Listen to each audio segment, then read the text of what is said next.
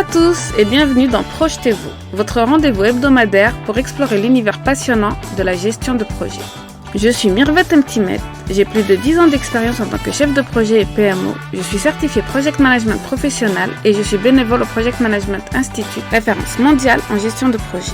Transmettre mes connaissances et vous accompagner dans la gestion de vos projets, qu'ils soient professionnels ou personnels, c'est mon défi. Car oui, bien maîtriser les rouages de la gestion de projet, c'est s'ouvrir les portes du succès dans tous les aspects de votre vie. Vous êtes curieux et avez envie d'en apprendre plus, vous souhaitez donner du peps à votre carrière ou transformer vos équipes et vos entreprises, je prends soin à vous apporter les bonnes connaissances à chaque épisode. Imaginez maîtriser l'art de transformer une simple idée en un projet réussi, de naviguer avec aisance entre les défis de coordination de budget et de délai. C'est ce monde que je vous propose de découvrir à travers Projetez-vous. Et parce que le monde évolue constamment, j'aborderai les tendances et les actualités. Qu'il s'agisse de nouvelles technologies, nouvelles méthodologies, d'outils innovants ou de changements dans les normes et pratiques du secteur, Projetez-vous sera votre source d'information. Et ce n'est pas tout, j'invite des professionnels aguerris qui partageront avec nous leurs expériences et leurs méthodes sur des thèmes variés et captivants. Alors, prêt à transformer vos projets en réussites éclatantes, rejoignez-moi dans cette aventure. Ensemble, faisons de la gestion de projet votre atout pour l'excellence.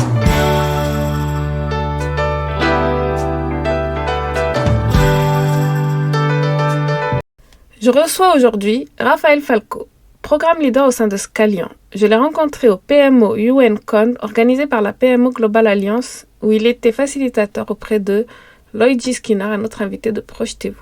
Il est aussi le collègue de Antoine Delugeau que j'ai aussi eu le plaisir de recevoir.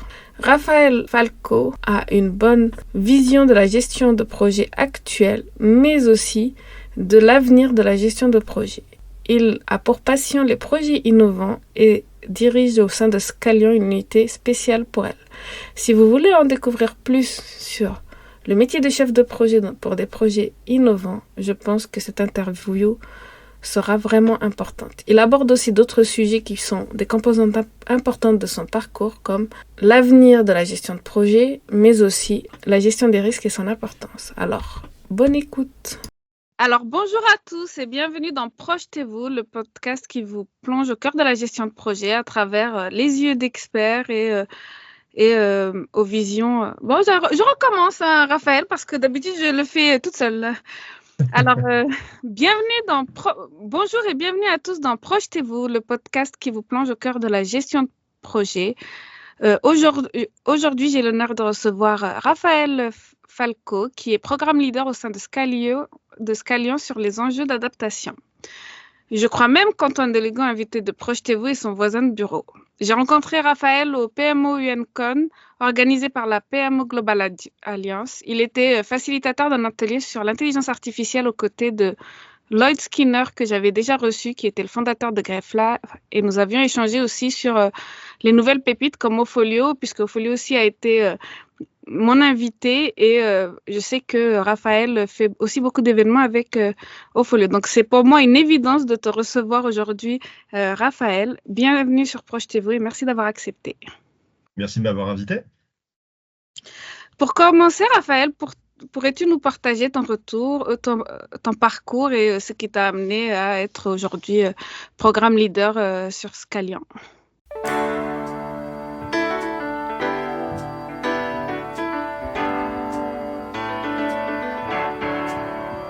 Bien sûr, je dirais que c'est un petit peu du hasard et un petit peu de la chance. Donc moi, j'ai fait des études scientifiques initialement. Je suis diplômé de l'école des mines d'Aletz, donc plutôt d'ailleurs en gestion des risques industriels et naturels. Et j'avais une appétence pour tout ce qui était relationnel. Donc j'ai ensuite orienté mon parcours vers une thèse en sciences et en génie des activités à risque, qui était orientée plutôt sur les relations entre les parties prenantes des risques industriels. Et suite à cette expérience qui m'a beaucoup plu, j'ai travaillé comme consultant fonctionnel pour une société qui proposait des outils de gestion justement des risques sécurité et environnement. Et puis j'ai rejoint Scalian à la faveur d'une discussion autour de tout ce qui était la continuité d'activité, donc les plans de continuité d'activité. Et ça m'a énormément plu. Donc, je me suis bien épanoui dans cette première mission. Et puis, j'ai eu quand même envie de revenir sur tout ce qui était les enjeux de recherche et innovation. Donc, j'ai rejoint ce qui s'appelait à l'époque le Lab Scalian, qui est devenu maintenant Insights, et qui s'intéresse plus spécifiquement à tout ce qui est innovation et recherche autour des métiers on va dire, de l'excellence opérationnelle. Et donc, la gestion de projet en fait partie. Donc j'ai commencé par être scientific officer, c'est-à-dire en charge d'un projet en particulier sur un projet de recherche. Et puis finalement, j'ai eu l'opportunité de pouvoir être en responsabilité sur un programme. Donc c'est ce que je fais aujourd'hui. Ben, c'est un très très beau parcours et puis ben, je pensais que j'allais pas aborder le sujet mais comme tu as commencé en gestion des risques et puis que ça parle beaucoup et peu aussi en projet puisque la gestion des risques est souvent négligée si ça n'a pas de conséquences comme la mort de personnes ou des choses comme ça. Est-ce que tu peux nous dire, j'ai l'impression que c'est un peu ton fil de carrière, comment tu es passé de la gestion des risques justement de tout ce qui est scientifique à petit à gérer des projets et des programmes?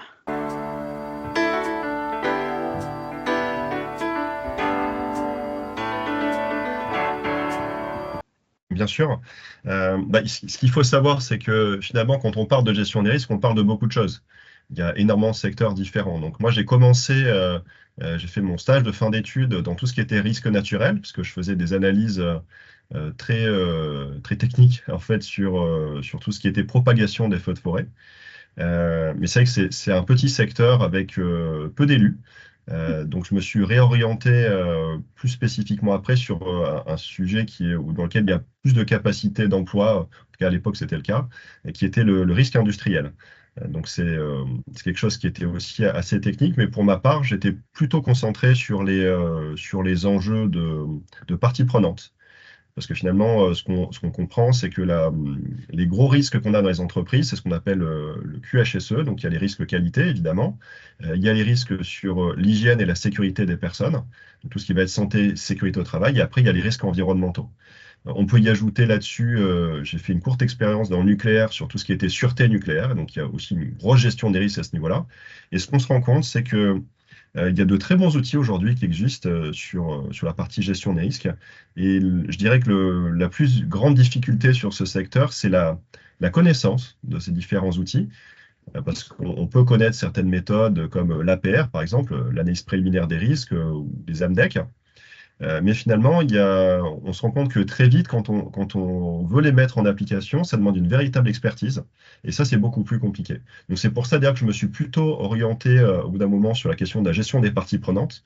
Parce que pour moi, aujourd'hui, quand on parle gestion des risques, le risque principal, c'est le facteur humain.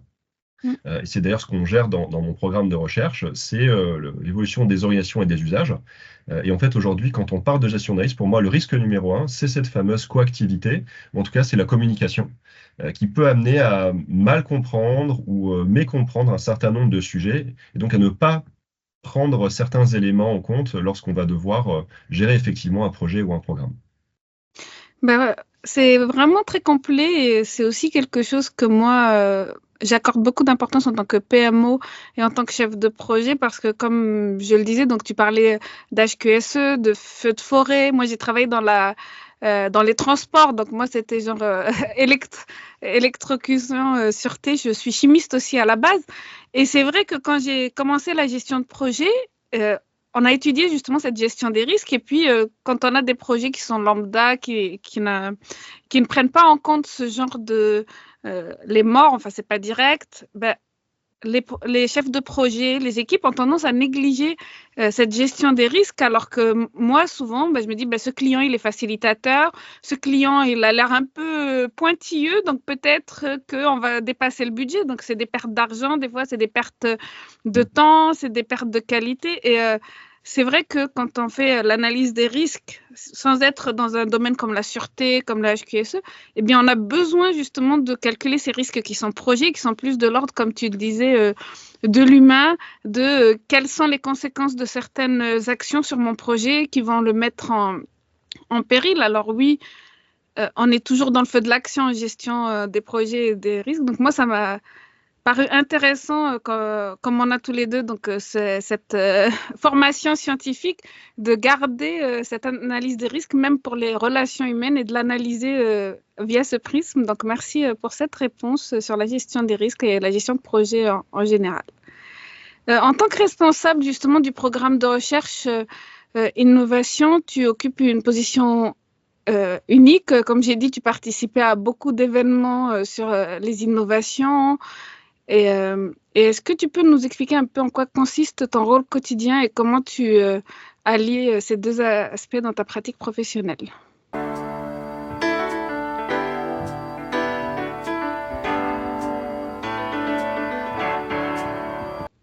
Bien sûr. Alors aujourd'hui, être un responsable de programme d'innovation, c'est en effet une position, enfin moi que je trouve unique, mais aussi très intéressante surtout, parce que ça demande d'être à la fois suffisamment rigoureux pour faire avancer les projets à la bonne vitesse, euh, mais ça demande aussi de faire preuve d'un véritable effort de vision et de créativité pour sortir du cadre. C'est tout l'enjeu de l'innovation. C'est toute la difficulté aussi parce que quelque part, ce qu'on recherche quand quand on fait de la gestion de projet, c'est à limiter l'incertitude, à limiter les risques. Et quelque part, quand on fait un projet d'innovation, on est à la recherche de la rupture. On est à la recherche de la nouveauté. Et ça demande quelque part un travail d'équilibriste pour être en capacité de faire cette gestion finalement opérationnelle du quotidien, pour s'assurer on est dans les meilleures conditions pour réussir, et en même temps de laisser suffisamment de liberté aux personnes avec lesquelles on travaille, et suffisamment d'opportunités, de place, pour permettre de pouvoir créer les bonnes conditions pour créer quelque chose qui va sortir du cadre et qui peut, du coup, disrupter un secteur d'activité ou une manière de faire. Et ça, je dirais que c'est la marque de fabrique un petit peu de ce type de position. Mais en tout cas, je te rejoins et puis ça me rappelle aussi toutes les objections des processus de gestion de projet où ils disent oui, mais là déjà tu nous fais perdre du temps et puis en plus bah, je peux pas faire exercer toute ma créativité alors que pour moi la gestion de projet c'est comme une base, une fondation solide et puis après tu peux justement comme tu dis quand tu as ça qui est sécurisé, tu peux sortir du cadre et c'est beaucoup plus efficace, je pense, et productif de le faire. Donc, merci pour cette réponse. Je pense que s'il y avait des gens qui n'étaient pas convaincus par la gestion de projet, peut-être que aujourd'hui, grâce à cette réponse, ils pourront penser autrement. Avec ton expérience diversifiée, as-tu observé des patterns communs justement dans la gestion de projet, dans ce cadre dont tu parles, malgré les différences de secteurs, comme on a parlé tout à l'heure du nucléaire, mais moi j'ai parlé des transports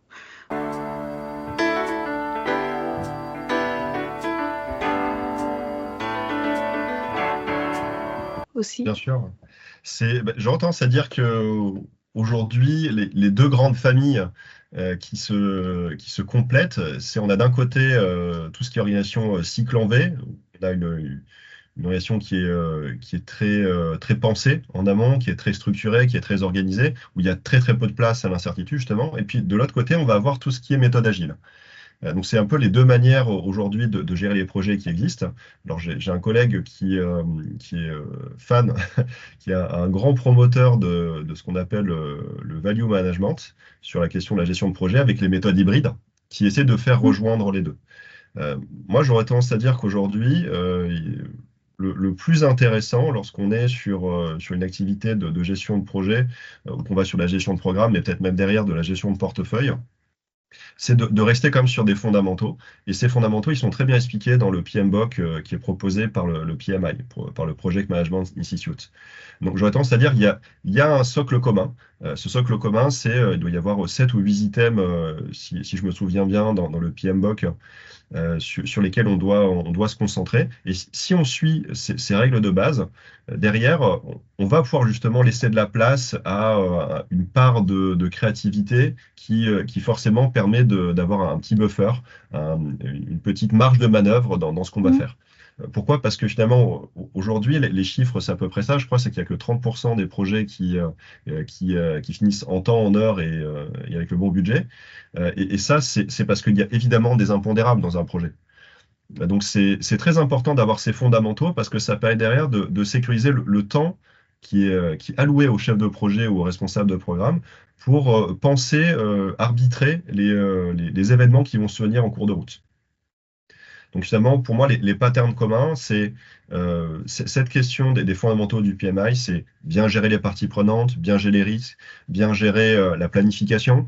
Et si on gère on va dire ces fondamentaux, derrière, on aura plus de facilité à pouvoir justement se positionner et prendre le recul nécessaire lorsque l'incertitude va arriver. Parce qu'elle va arriver. Moi, j'étais en responsabilité d'un programme de continuité d'activité quand le Covid est arrivé. Autant dire que la pratique commune que j'ai vue autour de moi, c'est de dire, en fait, on va là où les fondamentaux étaient pas assez solides, et ben justement, on jetait tout par la fenêtre et on faisait ça à l'intuition. Et c'est là où est le risque. Le vrai danger, il est là, c'est de se dire que si jamais on travaille pas assez ces fondamentaux, si on n'a pas des personnes qui vont être assez sensibilisées, exercées sur ces fondamentaux, on risque derrière, lorsqu'il y a le moindre coup de vent, hein, je reviens sur l'histoire des trois petits cochons, hein, si on fait une maison en briques, qu'on a des bons fondamentaux, le loup quand il souffle, ça tient.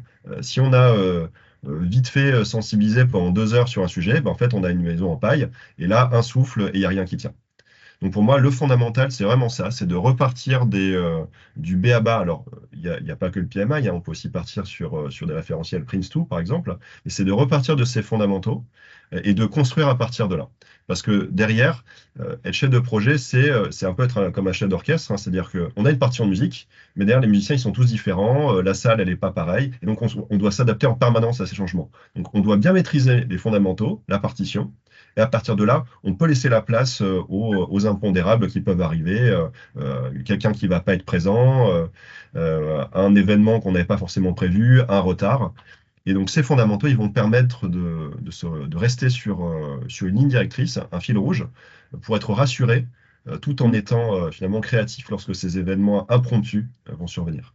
La communauté des néo-leaders avec mon partenaire Fawzi Malak de Starter Unip est lancée. Fawzi Malak était mon invité dans Projetez-vous, c'était mon deuxième invité et ça a tout de suite cliqué entre nous. Nous avons abordé les sujets du leadership et de la gestion de projet et pour nous, les deux vont de pair. C'est pour cela que nous avons créé la communauté des néo-leaders, c'est-à-dire les leaders d'aujourd'hui et demain. Nous souhaitons à travers cette communauté vous donner tous les outils pour être des leaders inspirants, motivants, exceptionnels pour aujourd'hui, mais aussi pour demain avec tous les outils, l'intelligence artificielle qui arrive. Aujourd'hui, nous vous proposons un e-book pour vous aider à naviguer et à devenir un leader performant. Nous vous y mettons toutes les habitudes qu'il faut implémenter dans votre leadership pour être performant et éviter le burn-out. Si vous souhaitez télécharger ce e-book, je vous le mets en lien de l'épisode. Répondez à un petit sondage et vous aurez automatiquement l'e-book dans votre boîte aux lettres. Continuez à suivre nos aventures sur les réseaux sociaux et venez nous en parler en direct ou en MP. Merci pour cette question, cette réponse complète. Merci pour la chanson que j'ai là, enfin le loup qui est en train de souffler et la maison partir. Là, c'est notre enfance, mais c'est aussi je l'ai rappelé à mes enfants. En tout cas, merci pour cette réponse. C'est bien que tu parles aussi du Prince2. Moi, comme je suis bénévole au PMI Project Management Institute et que j'ai la certification du Project Management Institute, j'ai vraiment ces références-là. En tout cas, c'est 7 fondamentaux, comme tu dis. Ça a été fait aussi par rapport à la version PMBOK version 7 qui a totalement changé par rapport aux anciennes versions et qui s'est voulu adaptative justement à toutes ces méthodologies dont tu parlais au début. Donc, on a parlé de l'agile, du cycle en V. Après, on a aussi l'agilité à l'échelle avec Scale et puis le mode hybride qui est en train aujourd'hui de se dire pourquoi on n'utilise pas le meilleur des deux mondes pour faire nos projets, donc agile et cycle en V. Et c'est vrai qu'il y a toujours ces fondamentaux qui doivent exister depuis la nuit des temps, par exemple la gestion des risques ou la planification avec Gantt, avec les pertes, avec tous ces outils-là qui existent depuis très longtemps grâce à des recherches scientifiques dans ce domaine-là, et se dire si déjà on connaît toutes ces bases-là, quand se soit formé, que ce soit Prince2, PMI, et puis si on parle aussi en anglo-saxon IPMA ou d'autres, ou même d'autres méthodologies, c'est vrai que comme tu dis, le Covid est arrivé quand on a des risques, des événements très très forts que personne n'avait prévus dans ces risques, on reste stable et bien. Donc merci de le rappeler et de donner aussi le sens de la gestion de projet. Et donc, c'est vraiment une bonne transition. Là, on a parlé de connaître les bases de la gestion de projet, de se former, soit Prince2, soit PMI, PMP, soit même IPMA ou d'autres standards en gestion de projet. Est-ce que tu aurais des leçons qui sont universelles à partager avec les chefs de projet tirées de ta carrière? Genre, t'as remarqué le même pattern chez des jeunes chefs de projet et tu t'es dit, mais s'il lui manquait juste ça pour que son projet soit réussi.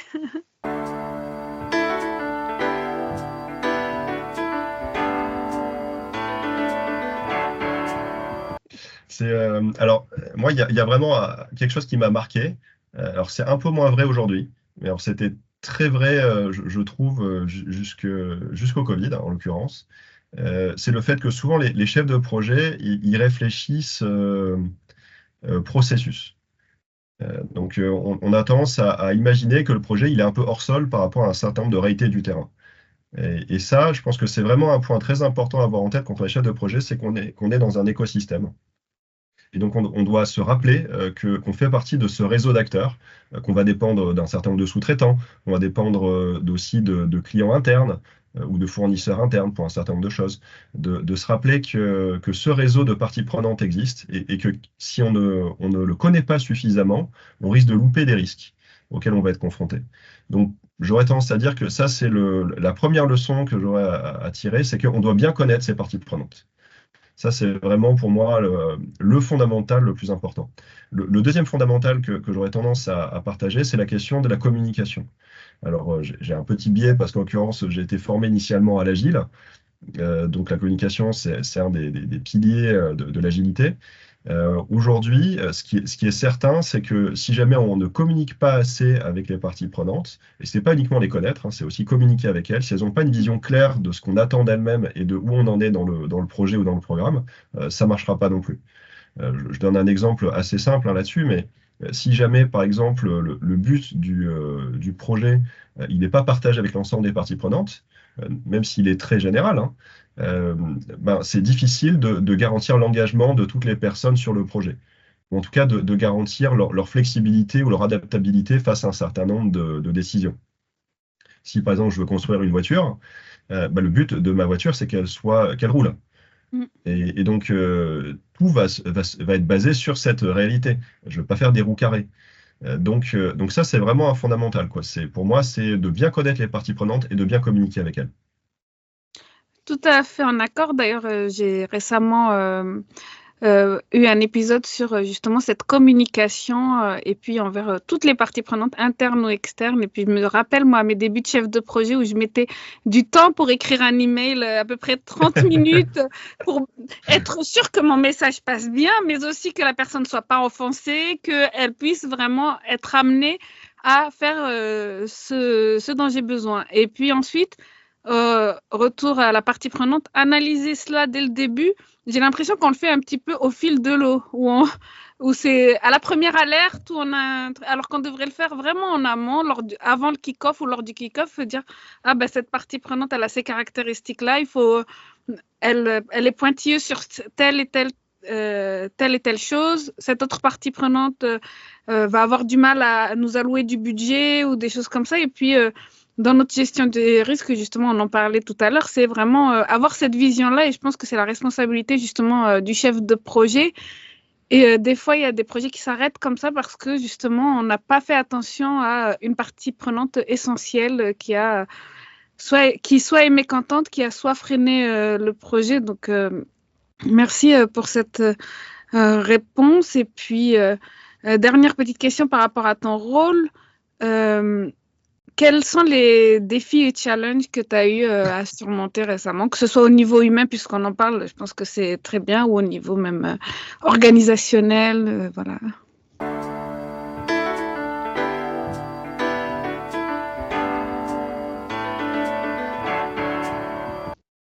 Alors, là, je vous parle de mon expérience spécifique sur les sujets d'innovation. Pour nous, le plus gros défi, c'est d'identifier les projets sur lesquels on doit se lancer. Je dirais que quand on est à Google ou à Microsoft, c'est peut-être à la fois plus facile et plus difficile parce qu'on n'a pas, par exemple, de contraintes budgétaires sur ces questions-là. Mm. Donc c'est sûr qu'un gros défi, c'est d'arriver à trouver la bonne direction. On dit en général qu'un projet d'innovation, il y en a 1 sur 10 qui survit. Donc cette statistique, elle montre bien que la marche est haute. Et donc c'est toujours difficile de dire qu'est-ce qu'on va lancer comme projet. On sait qu'il y en a certains qui vont pas fonctionner. On sait qu'il y en a qui trouveront pas leur marché aussi, tout simplement. C'est la différence entre une invention et une innovation. C'est facile d'inventer, hein. Léonard de Vinci l'a beaucoup fait, mais ça s'est pas très bien vendu. Donc derrière, le but d'une entreprise, c'est quand même d'être pérenne. Et cette pérennité, elle s'assoit à la fois sur bien comprendre son marché et proposer des produits de qualité avec un business model qui est efficace. Et en tant que chef de projet, et encore plus sur de la gestion de projet ou de la gestion de programme d'innovation, on doit être à l'écoute de cette question-là. Et donc cette question d'être à l'écoute, c'est le plus difficile. Parce que bien entendre et bien traduire ce qui a été dit, c'est pas évident. Donc ça serait le premier défi auquel on est confronté. Un deuxième défi qui est assez fort sur les sujets d'innovation, c'est d'éviter les biais. Alors ça peut être des biais de sélection, des biais culturels aussi, parce qu'il y a des choses, par exemple, qu'on peut imaginer comme étant très très bien sur le périmètre francophone et qui ne marcheront pas du tout dans le périmètre germanique ou anglo-saxon, par exemple. Et ça, c'est un deuxième axe qui est assez difficile. Les biais culturels, ils peuvent être trompeurs. C'est là où on arrive sur les fameuses vraies fausses bonnes idées, quoi. Où on va trouver quelque chose et puis en fait ça marche pas du tout. Donc je dirais que les gros enjeux sur les questions d'innovation, c'est finalement arbitrer les bons projets et puis ensuite arriver à les mener jusqu'au bout pour que ça donne un produit qui soit le plus efficace possible. Un troisième défi, je dirais, c'est le défi de la confrontation. Donc c'est un petit peu d'être itératif dans la démarche. Et ça fait jamais plaisir, hein, personnellement, quand on a des critiques, mais ça aide à grandir. Et ça, être aussi disponible, ouvert aux critiques qui finalement sont autant d'axes d'amélioration, bah ça, c'est finalement un axe aussi assez fondamental en tant que chef de projet, parce que le chef de projet, il a à la fois les mains dans le cambouis, et en même temps, il est en dehors du cambouis. Donc, être capable de gérer les deux à la fois, c'est loin d'être simple. Et ça demande une vraie discipline quelque part personnelle, hein. C'est pas pour rien qu'il y a une formation pour être chef de projet. Ça demande de l'expérience aussi. Ça demande aussi un savoir-être pour accepter les critiques, les transformer en points forts, et aussi être disponible pour échanger avec les personnes, pour entendre aussi et leur faire entendre les limites de leur propre parcours. Donc j'aurais tendance à dire que c'est ça les plus gros défis auxquels on est confronté aujourd'hui. Et en tout cas, j'aime beaucoup cette approche scientifique et puis innovation et puis et finir par les soft skills, les power skills ou bien les savoir-être quand on parle en français. Et je pense que beaucoup de chefs de projet qui voudraient justement s'orienter vers l'innovation devraient vraiment écouter ces conseils très important. Ensuite, quand tu m'as parlé d'un projet d'innovation sur 10, j'ai l'impression que c'est la même statistique, par exemple, pour les startups. Une startup sur 10 réussit. Donc, on a toujours ce petit ratio de 10%, mais comme tu disais, Google ou Microsoft, s'ils font 1000 projets, ils vont en avoir 100 qui vont réussir, et 100, c'est déjà un bon chiffre. Alors que par an, je ne sais pas, Scalian ou d'autres entreprises, elles ont peut-être juste 10 projets dans l'année et se dire qu'on a un seul projet qui va réussir. Il faut vraiment avoir, comment dire, le cœur solide ou bien se dire... Ah oui, il faut être bien accroché. Ouais, j'ai envie de dire, je ne sais plus qui disait ça, parce que peut-être que ça a été dit par plusieurs personnes, mais l'échec, c'est d'arrêter d'essayer. Et c'est vrai en innovation, et c'est d'autant plus vrai en innovation, c'est d'autant plus vrai quand on est sur les gestions de programmes ou de projets. Alors quand on est sur des programmes, c'est encore plus vrai, au sens où on a plusieurs projets dans le programme. Donc potentiellement, des fois, il faut arbitrer pour dire, ce projet-là, on va devoir l'arrêter. Et ça demande une vraie robustesse sur comprendre les enjeux de la situation dans laquelle on est, et puis aussi un vrai savoir-être, hein, comme tu disais, pour être capable de pouvoir accompagner la personne. Pour dire, c'est pas forcément la fête du chef de projet. Des fois, c'est juste que collectivement, on s'est trompé sur le fait que ce projet-là était pertinent. Et donc, c'est normal qu'il s'arrête. Mais je pense que c'est important. Moi, ce que je retiens là, en innovation, comme 1 sur 10, c'est un échec, c'est de s'arrêter assez tôt, en fait, ou pas trop tard, et de bien analyser le marché. Surtout que le marché, il évolue très, très vite. Donc, peut-être que ton idée en janvier 2024 était bien, mais en juin 2024, elle ne l'est plus, ou des choses comme ça. Donc, ça peut aussi se dire, stop, on arrête les frais, on passe à autre chose, on a essayé, puis ça vous servira aussi dans d'autres choses. Mais je pense que, comme tu dis, c'est un savoir-être, un état d'esprit qui est propre justement à l'innovation par rapport à des projets qui sont toujours les mêmes, qui sont... Moi, j'étais dans les télécoms, par exemple, même s'il y a de l'innovation dans les télécoms, dans les outils, c'était toujours la même façon de faire, le même déroulé, le même type de CAPEX, et tout ceci. Donc, je pense que pour moi, j'admire en tout cas ce métier.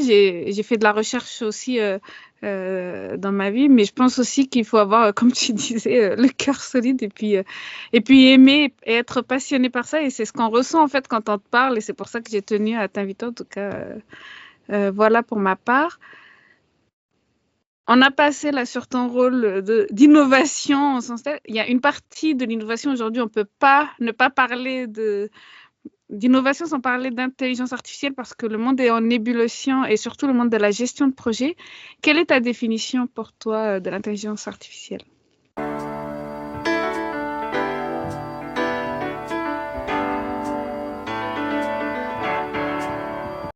Alors, c'est une question qui est à la fois très simple et très compliquée. C'est sûr que l'intelligence artificielle, c'est le sujet disruptif du moment, d'un point de vue société en général. Et dans le cas de la gestion de projet, on n'y fait pas exception.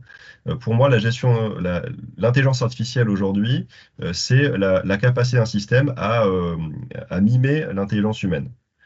Et je pense que le terme, il est vraiment très important parce que, alors, si j'étais taquin, je dirais l'intelligence artificielle n'existe pas, au sens où c'est un bel outil marketing de l'avoir appelé comme ça. Maintenant, il y a beaucoup de types d'intelligence différentes. Il n'y a même d'ailleurs pas de définition unique de ce que c'est que l'intelligence. Alors, de là à parler d'intelligence artificielle, il y a vraiment un pas énorme. Donc aujourd'hui, l'intelligence artificielle, en tout cas, on peut la définir comme des outils qui vont permettre de faire 3 choses. La première chose que va permettre de faire un outil d'intelligence artificielle, c'est de classer des informations. Ça, c'est un premier point, c'est-à-dire que on va pouvoir dire, par exemple, je veux pouvoir ordonner une liste de prénoms de A à Z. Voilà. Donc, on peut considérer que ça, c'est une tâche qui relève de l'intelligence artificielle. J'ai classé ces informations. Donc, on peut classer des infos. La deuxième chose que fait l'intelligence artificielle, c'est extraire une information d'un contexte. Donc, par exemple, avec les techniques d'OCR, on peut, sur un document, repérer des informations à différents endroits et dire, ça, c'est le nom d'une personne, ça, c'est un bilan comptable, ça, c'est une liste de dates, etc., etc. Ça, c'est la deuxième chose. Et la troisième chose sur laquelle on a souvent tendance à parler d'intelligence artificielle au sens le plus qualitatif du terme, c'est la prédiction. C'est-à-dire la capacité, avec un certain nombre de données, à pouvoir anticiper l'évolution d'un cours. La version très simple qu'on fait au quotidien, c'est des régressions linéaires, hein, c'est-à-dire de dire, bon, si le jour 1, ça m'a coûté 1 euro, que le jour 2, ça me coûte 2 euros, le jour 3, ça me coûte 3 euros, naturellement, je vais supposer que le jour 4, ça me coûtera 4 euros. Donc ça, c'est une version assez simple. Aujourd'hui, l'ouverture que permet l'intelligence artificielle, c'est de faire une aide à la décision qui va être d'autant plus importante qu'elle s'appuie sur de vastes connaissances et de vastes systèmes de données. C'est là toute la différence avec ce qu'on faisait jusqu'à présent, enfin, en tout cas jusqu'aux années 90. Et donc aujourd'hui, l'intelligence artificielle, elle nous permet de faire ces 3 choses, et elle le fait de mieux en mieux. Cela dit, elle a besoin d'être contextualisée. Et c'est là-dessus où nous, on travaille énormément aujourd'hui. C'est sur dire quelle performance on peut attendre de l'intelligence artificielle, premier point, et comment est-ce qu'on doit réguler son usage de manière à ce que ce soit le plus optimal dans un contexte donné. J'espère que vous trouvez l'épisode d'aujourd'hui aussi enrichissant et inspirant que je l'ai trouvé à préparer pour vous. Vous savez, chaque épisode est une aventure, un voyage dans les subtilités de la gestion de projet, et je suis tellement heureuse de partager cette aventure avec vous. Mais savez-vous qu'il sera bientôt possible de rester connecté et informé en dehors de ces épisodes?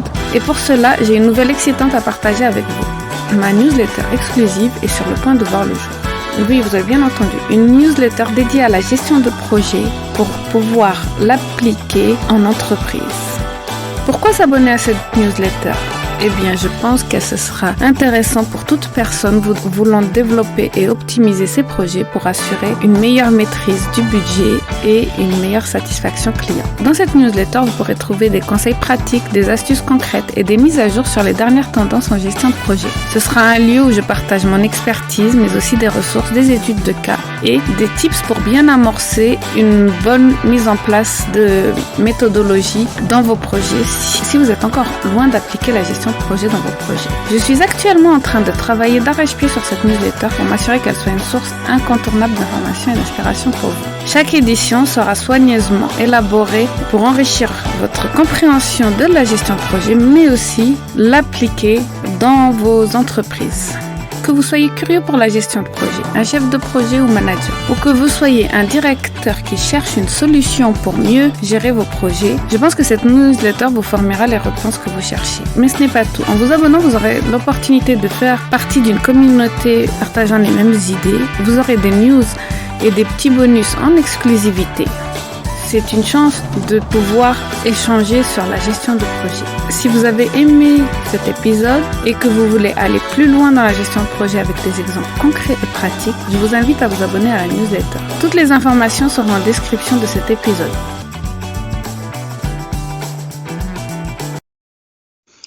C'est vraiment, merci, c'est très important. Je pense que justement ce contexte permettra des prédictions beaucoup plus précises justement, et donc c'est tout l'enjeu, je pense, de l'innovation, surtout en intelligence artificielle.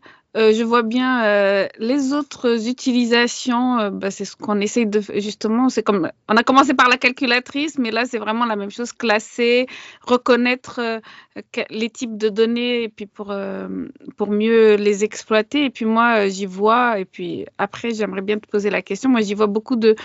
J'espère qu'on sera beaucoup plus fort justement en gestion des risques, c'est-à-dire voilà ce qui s'est passé sur les 10 projets précédents, il risque d'y avoir la même chose sur le prochain projet, ou bien donc et la capitalisation, c'est-à-dire je pense que moi en tant que chef de projet PMO, j'ai remarqué que on n'est vraiment pas très doué pour capitaliser sur les anciens projets ni sur la gestion des risques. Donc ça c'est mon avis sur l'intelligence artificielle, et je voulais rebondir par rapport à ce que tu disais et plutôt aussi maintenant te poser la question, comment toi tu vois l'intelligence artificielle transformer la gestion de projet, de programme, de portefeuille dès aujourd'hui?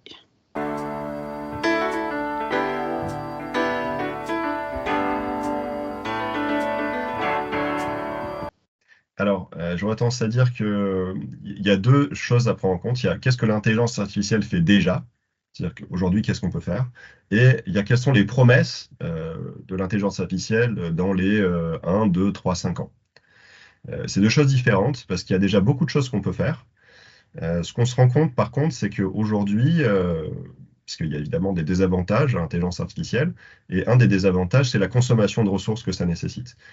Aujourd'hui, si on veut faire trouver correctement des algorithmes d'intelligence artificielle, ça veut dire avoir des serveurs supplémentaires, ça veut dire avoir des capacités de calcul supplémentaires, et ça veut dire avoir des ressources énergétiques supplémentaires, parce que pour faire la même chose avec de l'intelligence artificielle, il faut que j'ai un système complètement différent, d'un point de vue infrastructure déjà, et dessus, il va falloir que le temps de calcul va nécessiter beaucoup plus d'électricité.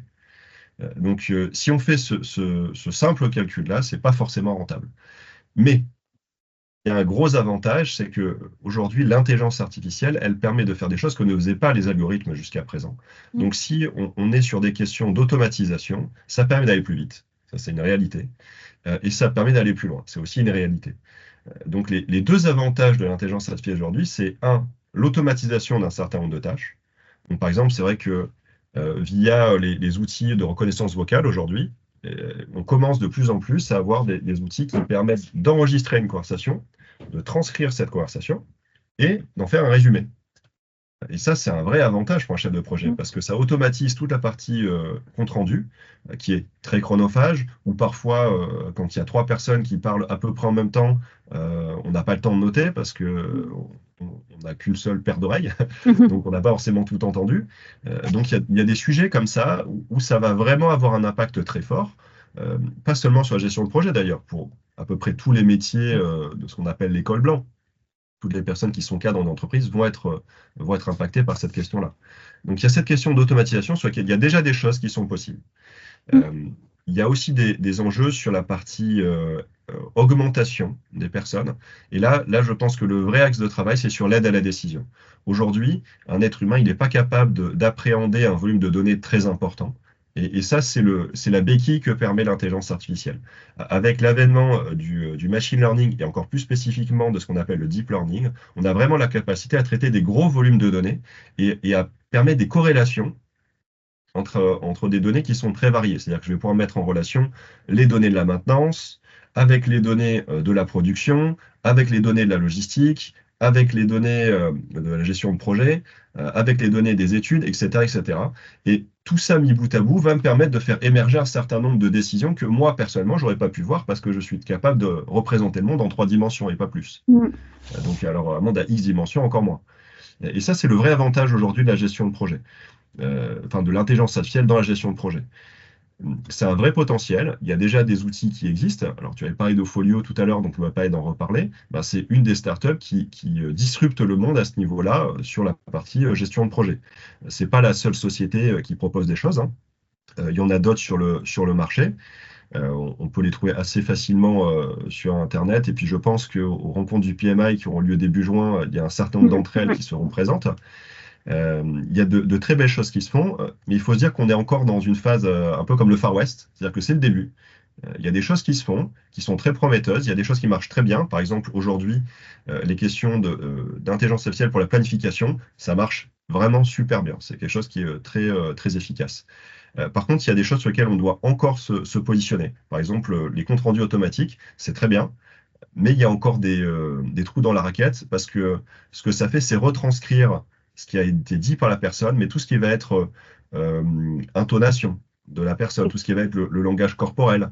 Par exemple, si je dis oui, ça peut être fait, ou oui, ça peut être fait, et ben c'est pas tout à fait le même discours derrière. Et ça, l'intelligence artificielle, elle n'est pas encore capable de le retranscrire dans un compte rendu. Alors qu'un être humain, il pourra dire ça a été dit, mais moi je mets un bémol parce que vu la manière dont ça a été présenté, je pense que c'est pas vraiment, on peut pas être très confiant sur ce jalon, par exemple.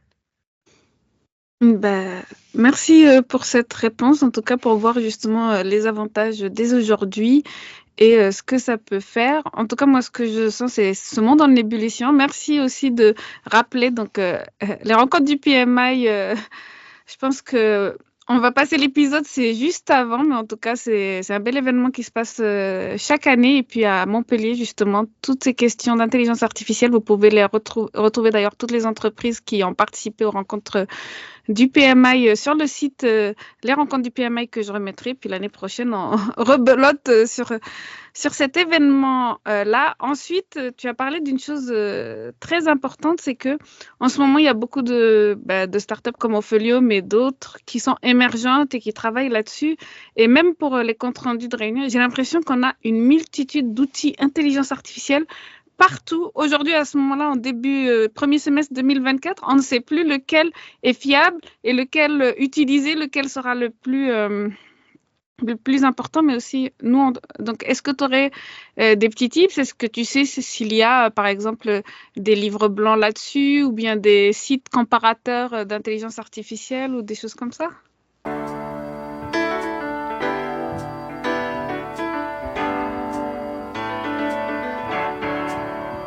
Alors, moi, je trouve qu'une ressource, en France en tout cas, qui est vraiment super, c'est Numéum. Numéum, donc, c'est un regroupement des acteurs des technologies de l'information et de la communication. Et ce groupement est vraiment très, très bien organisé. Moi, je participe à un certain groupe de travail sur la partie santé, par exemple. Et je trouve que comme la diversité des acteurs, donc il peut y avoir des sociétés de conseil, des sociétés, des éditeurs de logiciels, Il va y avoir des personnes qui sont plutôt organisées sur de l'outillage spécifique, d'autres qui vont être sur des plateformes. Et donc, les livres blancs qu'ils proposent ou les événements qu'ils proposent sont vraiment très qualitatifs pour bien comprendre où est-ce qu'on en est aujourd'hui sur la question de l'intelligence artificielle. Ben, super, merci pour cette ressource. Je la mettrai dans le lien de l'épisode. Je pense que c'est très important. Et puis, je passe à la question suivante. Je pense déjà que tu as donné la réponse. Donc, si des chefs de projet s'intéressent ou se préparent à la vague de l'intelligence artificielle dans leur travail, ils peuvent déjà consulter cette ressource de Numéum. Mais est-ce que tu aurais des conseils à leur proposer pour justement qu'ils s'adaptent bien à cette nouvelle vague de l'intelligence artificielle qui va redéfinir nos rôles et qu'ils puissent justement intégrer cela dans leur quotidien? Bien sûr. Alors, j'aurais tendance à dire que déjà, il ne faut pas confondre un développeur et un data scientist. Ça, c'est un point très important. C'est pas parce qu'on a énormément de personnes qui font de l'informatique, qui font du développement logiciel, que ces personnes sont aptes et compétentes en l'état pour traiter les sujets d'intelligence artificielle. C'est vraiment deux sujets très différents et il faut vraiment pas les confondre. Donc, le premier point que je dois dire, c'est de s'équiper des bonnes expertises. Et ça veut dire, évidemment, on peut passer du temps à former des personnes, mais on doit aussi passer du temps à confronter ce point de vue à des sachants qui ont une expertise plus variée. Si on se forme dans son coin, j'ai tendance à dire que sur la question de l'intelligence artificielle, on va louper un certain nombre de sujets parce que tout évolue encore très vite. Les enjeux, par exemple, de cybersécurité sur l'IA, c'est des sujets qui sont encore ouverts et qui le seront pendant très longtemps, qui vont être confrontés d'ailleurs à l'ordinateur quantique. Donc, toutes ces questions-là, elles vont être traitées à un moment donné. Mais aujourd'hui, il est urgent quelque part de se faire accompagner.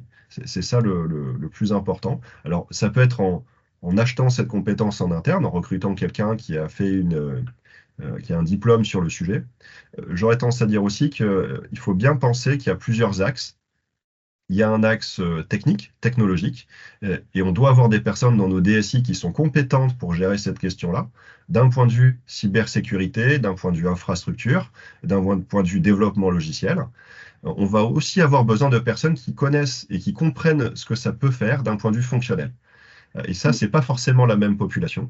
Et typiquement, les chefs de projet, là-dessus, ils ont un vrai rôle à jouer pour bien identifier les use cases dans lesquels ils vont avoir des problèmes. Nous, un de nos projets phares cette année, c'est sur cette question-là. C'est de dire, mais c'est quoi les use cases réels de l'intelligence artificielle sur les métiers PPM? Parce que c'est un vrai coin on va dire, non traité aujourd'hui. C'est la question de l'usage et de l'utilisabilité de l'intelligence artificielle sur nos différents métiers. Il y a eu un très bon rapport là-dessus de l'Organisation internationale du travail, de l'OIT, qui présentait le degré d'automatisation ou d'augmentation que permettait l'IA sur nos métiers à nous. Le majeur impact qui va être sur de l'augmentation. C'est-à-dire que la partie automatisation, ça va peut-être correspondre à 10-15% des tâches qu'on fait, c'est-à-dire automatiser la génération d'un planning, un compte-rendu, une relance. Ces choses-là, elles vont pouvoir être en partie automatisées, donc ça nous fait gagner, on va dire, 10-15% de notre temps. Par contre, le vrai potentiel, c'est sur le fait qu'il y a des données qu'aujourd'hui on n'était pas capable de traiter et que demain on pourra traiter parce que justement ces algorithmes ils sont en capacité de traiter des gros volumes d'informations. Par contre, il faudra faire très attention au biais de sélection parce qu'aujourd'hui, si je traite une information en prenant que les données de mon entreprise, un organisme d'intelligence artificielle, il ne traite quelque chose que par rapport aux données qu'on lui donne. Donc, il ne va pas les contextualiser. Et ça va être un vrai axe d'attention dans les prochains mois et les prochaines années. Ben merci. En tout cas, on revient à cet esprit critique du chef de projet qui doit ne pas faire confiance aveugle à la data et puis, comme on dit, contextualiser, confronter, je pense, ce que sort de l'intelligence artificielle. On sait qu'à la base, ce sont des données et le contexte que l'homme va mettre dans la machine pour que ça fonctionne, mais après être capable de critiquer cela et de dire est-ce que c'est valide et valable, est-ce que c'est pas faussé par ces biais-là. Donc vraiment à surveiller, je pense, avec cette arrivée de l'intelligence artificielle. Tout à fait. Je rajouterais un petit point là-dessus qui est intéressant, c'est il y a en ce moment il y a des appels à projets qui sortent un peu partout parce qu'il y a quand même je crois 59 milliards qui sont mis sur la table par la France pour justement faire avancer la question de l'intelligence artificielle dans les métiers. Les entreprises doivent comprendre que ça s'adresse aussi à elles, même si elles ne sont pas des experts d'intelligence artificielle, parce qu'il y a besoin des utilisateurs finaux Mm. pour bien comprendre comment est-ce que ça va servir. Donc j'aurais tendance à dire ça, c'est un point très intéressant. Nous, on essaie de monter des dossiers là-dessus. Donc si jamais les entreprises sont intéressées par l'intelligence artificielle, lancez-vous sur ces projets pour avoir un bac à sable, accompagner justement et se dire est-ce que derrière, je vois le potentiel pour mon équipe. Ça, c'est un point très important. Créer des bacs à sable, tester, en étant accompagné, bien sûr, pour pouvoir sortir des informations intéressantes et se dire, OK, quels sont les bons cas d'usage pour moi sur cette nouvelle technologie? Ben, c'est super, je mettrai justement les ressources, celle-ci, plus l'étude sur le rôle, sur l'impact de l'intelligence artificielle sur les PPM, voilà, sur les métiers du PPM.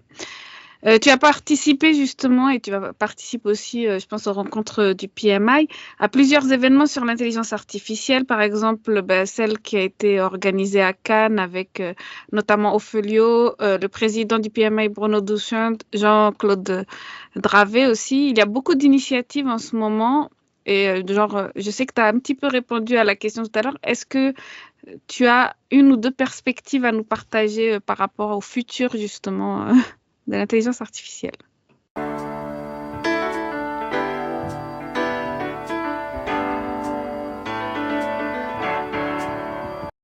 Ce qui est sûr, c'est que on aime ou qu'on n'aime pas, l'intelligence artificielle fera partie de notre avenir.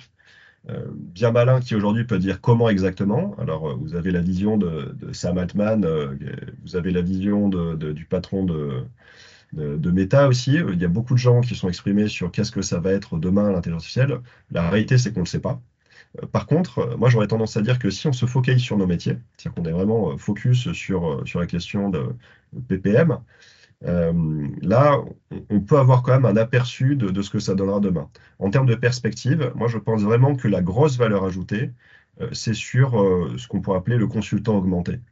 C'est-à-dire qu'aujourd'hui, le chef de projet augmenté, ça sera une réalité dans les 2 à 5 prochaines années. Et que le rôle de l'intelligence artificielle, ça va être d'être un complément au chef de projet. Ça ne va pas le remplacer du tout, mais ça va être un complément pour lui permettre de mieux comprendre l'écosystème dans lequel il évolue. Parce qu'aujourd'hui, quand on prend une décision, souvent en tant que chef de projet, on la prend dans l'urgence, parce qu'on a planifié initialement à comment on devait s'organiser le projet, mais c'est les imprévus qui vont nous prendre du temps. Mm. Et la gestion de ces imprévus, souvent, on doit le faire dans un délai qui est très court.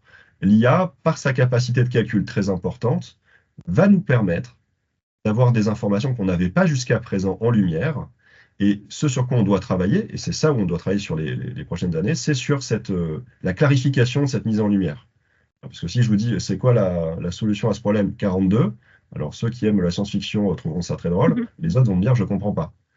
Et donc la question, ça va être d'apporter une donnée et de la rendre vulgarisée, lisible, compréhensible et exploitable par les chefs de projet. Donc pour moi, les perspectives, c'est vraiment cette partie aide à la décision, où on aura plusieurs axes.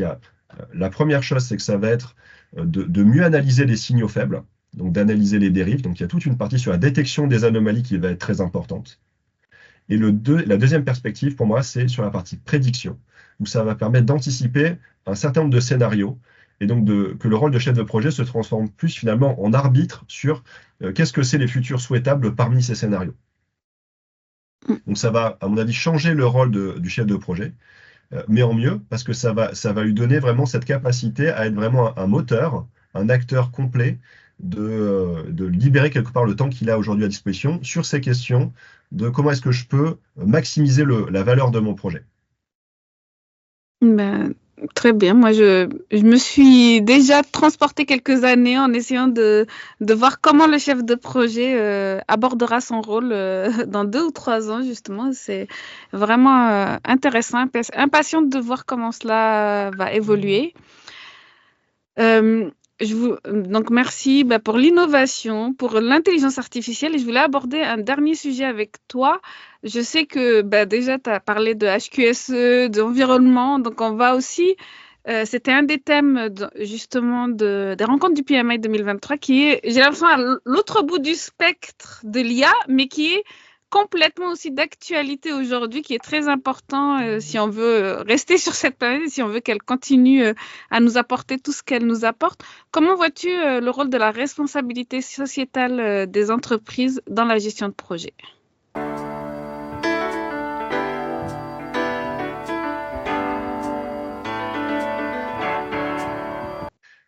C'est vrai que ça reboucle avec ce que je disais au début, que les chefs de projet, pendant pas mal d'années, ont eu tendance à fonctionner un petit peu de manière décorrélée avec les opérations. C'est-à-dire qu'on gère un projet, mais on est décorrélé de la réalité du terrain, Mm.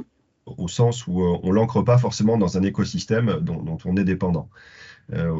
Aujourd'hui, j'aurais tendance à dire que le triptyque coût-qualité-délai, il est très important, mais on doit remettre au centre la question de l'écosystème.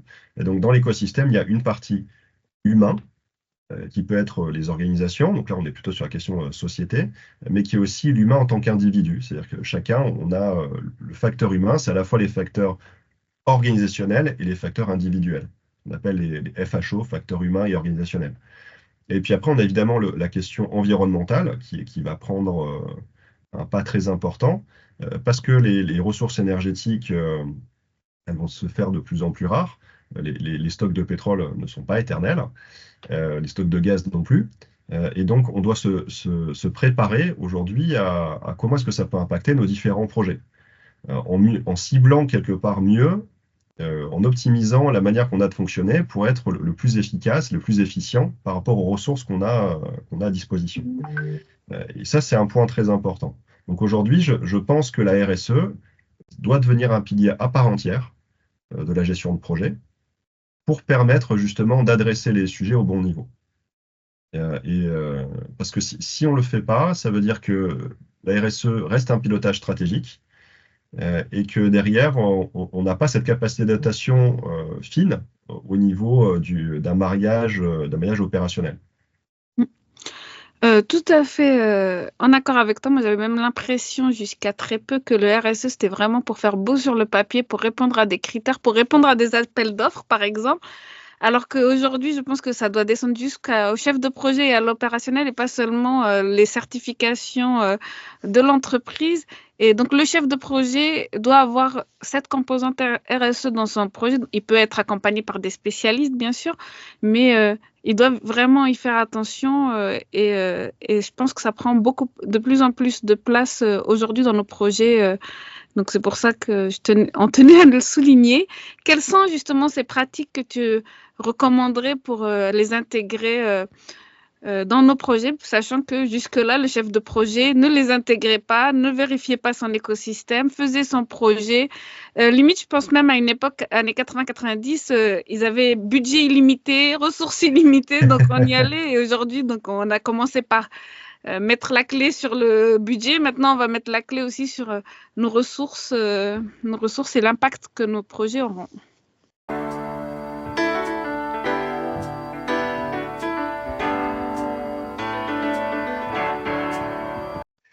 Alors, c'est une question qui est assez difficile parce que ça va dépendre des capacités de chaque entreprise. Pour moi, le défi aujourd'hui sur la question RSE, c'est l'opérationnalisation. Ça veut dire que c'est comment est-ce qu'on propose un alignement stratégique qui est cohérent et qu'on est capable de descendre jusqu'à l'individu. Et quelque part, ça veut dire que ce que je vais collecter comme information au niveau de l'individu, je vais être capable de le regrouper, de l'agencer pour donner l'information stratégique. Ce qui aujourd'hui n'est pas forcément le cas. Les indicateurs stratégiques ne sont pas forcément corrélés aux indicateurs opérationnels. Donc pour moi, la bonne pratique, ce serait de garantir déjà cette question-là, que les indicateurs sont bien bâtis sur une compilation qui va orienter les sujets. Et ensuite, si on est vraiment sur des outils fonctionnels, je pense qu'il y a un vrai travail à faire sur la partie Green Project Management. Donc, c'est vraiment la gestion vertueuse ou soutenable de la gestion de projet. Ça passe par peut-être associer les analyses de cycle de vie dès la phase gestion de projet, ce qui se fait pas aujourd'hui. C'est-à-dire qu'on considère le produit comme quelque chose qui est final, mais on n'intègre pas forcément au fur et à mesure de la gestion de projet cette question de l'analyse de cycle de vie, parce que c'est quelque chose qui peut évoluer en cours de route, surtout quand sur des projets pluriannuels. Le deuxième axe, c'est de bien prendre en compte les différents piliers de la RSE. Et donc, c'est de dire, il y a cette question environnementale qui peut être traitée partiellement avec une question d'analyse de cycle de vie. Parce que si on se résume à la question du bilan carbone, on loupe tout un champ d'informations qui peuvent être importantes. Et là-dessus, l'IA peut avoir un rôle parce que l'analyse multifactorielle, elle est capable de mieux le faire que nous.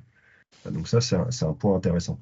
Et ensuite, sur la partie sociétale et humaine, je dirais qu'il y a un point important à prendre en compte, c'est la qualité de vie au travail.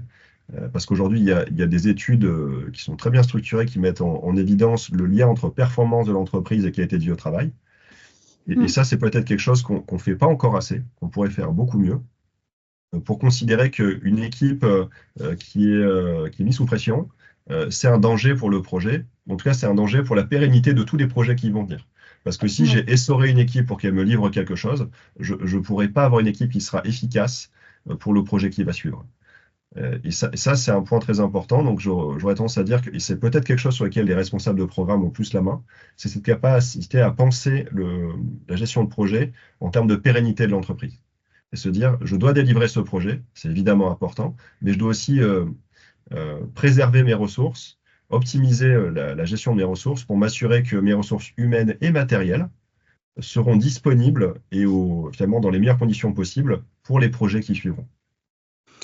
Ben, c'est très bien, je pense que tu finis très bien, puis ça se rapporte à, je pense que c'est toujours pareil, quand tu parles de développement durable et d'environnement, c'est pareil, c'est une question d'innovation. J'ai l'impression que c'est encore de l'innovation, c'est un autre chapitre de l'innovation dans nos projets, dans la gestion de nos projets. Puis ensuite, quand tu parles de nous en tant que pour toi, programme manager, c'est cette envie que tes projets fonctionnent, que tes équipes restent, pas beaucoup de turnover par exemple, et donc cette envie que leur qualité de vie au travail soit optimisée pour qu'ils puissent donner le meilleur et être plus performants. Donc, est-ce que tu as des grands défis par rapport à cela, toi, en tant que programme leader?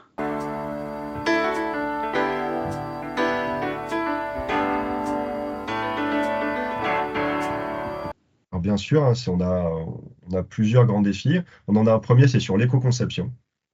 Ça, c'est un axe très fort. Donc, se dire comment est-ce qu'on peut améliorer les méthodes d'éco-conception, par exemple sur tout ce qui est numérique responsable. Il y a de grosses initiatives qui sont en cours, mais finalement, il y a encore beaucoup de travail. Donc, on a un vrai défi sur cette question d'éco-conception, à la fois pour la quantifier, mais aussi pour en faire un vecteur d'aide à la décision. Ensuite, on a un gros défi sur la question de la qualité de vie au travail, dont j'ai déjà parlé.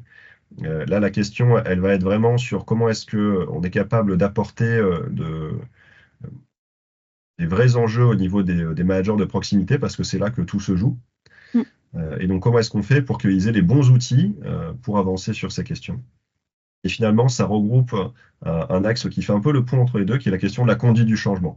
Et donc, j'aurais tendance à dire qu'aujourd'hui, sur tous les enjeux de la gestion de projet, j'y mettrais en binôme la question de la conduite du changement pour faciliter justement l'appropriation des nouveaux outils, pour favoriser l'état de créativité, d'innovation dans les différentes équipes et pour favoriser on va dire le changement de pratique, la transition, la transformation vers des modèles qui vont être plus vertueux.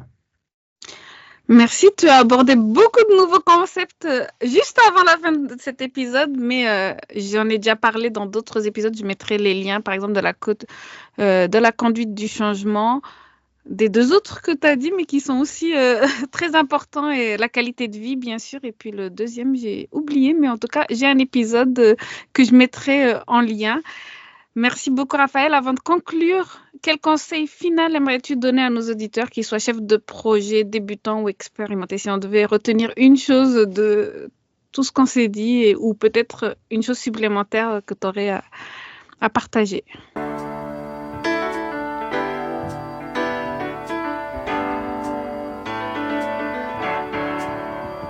Pour moi, il y a une chose qui est primordiale sur la partie gestion de projet, programme et portefeuille, c'est cette capacité d'amélioration continue.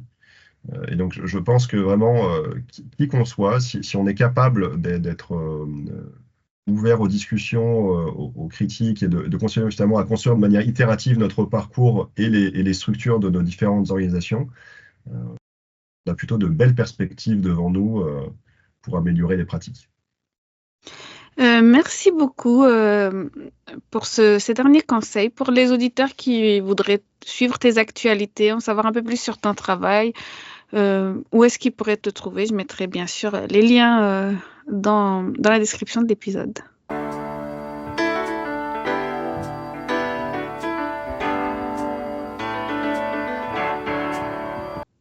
Alors aujourd'hui, le plus simple, ce sera de me suivre sur LinkedIn. Je mets un certain nombre d'informations. Et ensuite, on est en train de structurer une question de communication autour de nos travaux. Donc, je n'ai pas encore le lien, mais on devrait l'avoir dans les prochains mois. Très bien, je le mettrai dès qu'il est disponible. Merci infiniment d'avoir partagé ton expertise et ta vision avec nous aujourd'hui, Raphaël. Avec grand plaisir. Merci à toi. Merci et merci chers auditeurs d'avoir écouté cet épisode de Projetez-vous. J'espère que vous avez trouvé cette conversation aussi passionnante et intéressante que moi. N'oubliez pas de vous abonner pour découvrir encore plus de perspectives uniques sur la gestion de projet. À la semaine prochaine pour un nouvel épisode.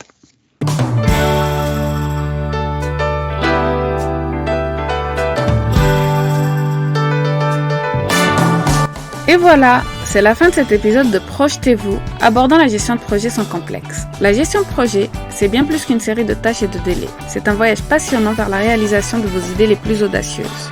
Et j'espère que ce podcast vous a offert des perles de sagesse, des conseils pratiques et cette petite étincelle d'inspiration. Un grand merci de m'avoir accompagné aujourd'hui. Ensemble, nous faisons de la gestion de projet une aventure riche en apprentissage et en succès. Alors, si vous avez apprécié notre rendez-vous, n'hésitez pas à vous abonner, à laisser un commentaire ou à donner votre avis. Votre soutien, c'est comme un joli diagramme de Gantt. Ça aide à tout aligner parfaitement. Pour des échanges plus directs, retrouvez-moi sur Instagram. Je suis connue sous le nom Mirvet_MGMT, MGMT comme management. Venez y partager vos anecdotes, vos questions ou même vos mèmes préférés sur la gestion de projet. Je vous donne rendez-vous dans le prochain épisode de Projetez-vous. D'ici là, gardez le cap sur vos projets et n'oubliez pas, un bon projet c'est un projet partagé. À très bientôt.